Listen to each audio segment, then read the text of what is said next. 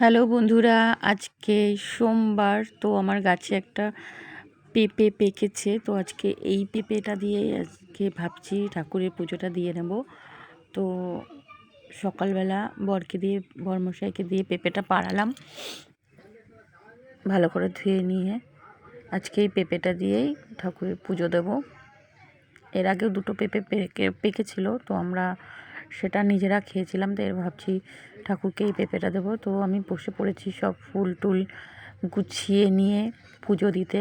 আজকে যেহেতু সোমবার, তো সোমবারে পুজোটা আমার একটু অন্যরকম হয়। যেহেতু ঘরে বাবাকে আমি একটা শিবলিঙ্গ প্রতিষ্ঠা করেছি, তো সেখানে আজকে সোমবারে মানে প্রত্যেক দিনই বাবাকে স্নান টান করাই, তো সেদিনটা একটু অন্যরকম হয়। আজকের দিনটা আবার একটু অন্যরকম।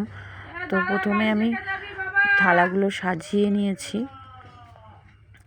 থালাগুলো সাজিয়ে নিয়ে ফলটা বানিয়ে নিচ্ছি, আর ফুলটা রেডি করে নিয়েছি জল দিয়ে শোধন করে নিয়ে।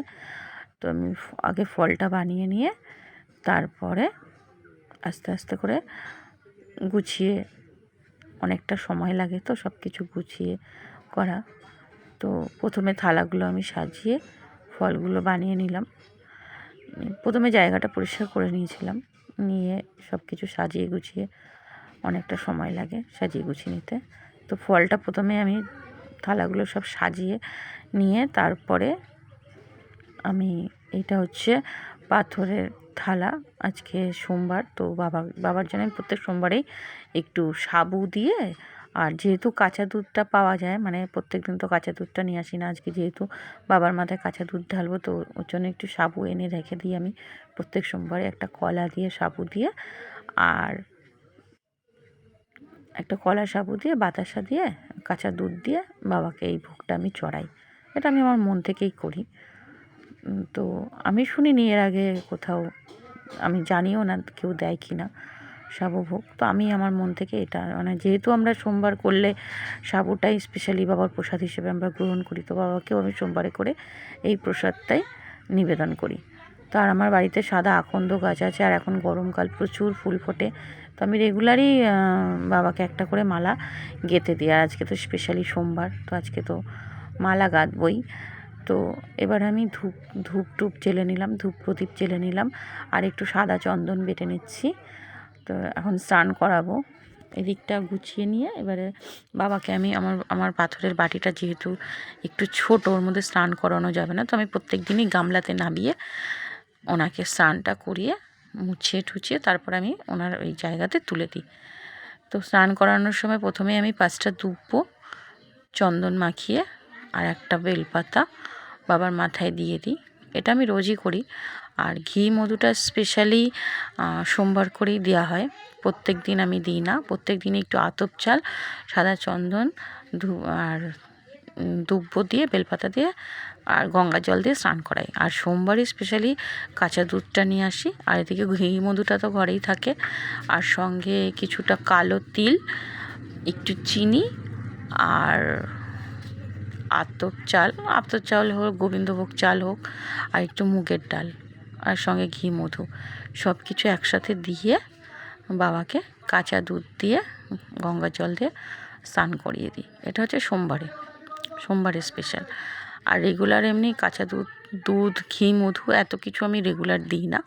যেটা দিই না সেটা আমি বলবো না, রেগুলার এটা আমি করি না। তবে হ্যাঁ, দুব্বো, বেলপাতা আর সাদা চন্দন, এটা আমার প্রত্যেক দিনের বাবার জন্য রাখা হয়।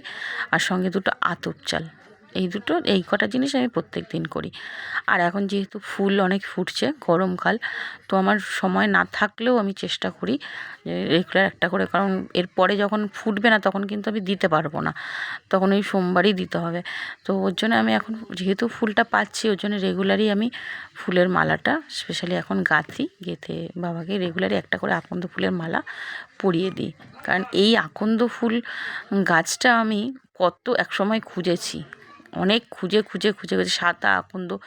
পরে দেখেছিলাম একসময় যে আমার বাড়ির কিছুটা দূরেও এক জায়গায় আছে। তো যখন খুঁজেছিলাম, আমি আমার বর্মশাই গাড়ি নিয়ে বেরিয়ে পড়তাম কল্যাণীর দিকে, যে কোথায় পাই একটা সাদা আকন্দ। এই গাছটা অবশ্য আমি আমার কাকুর বাড়ি থেকে নিয়ে এসেছিলাম।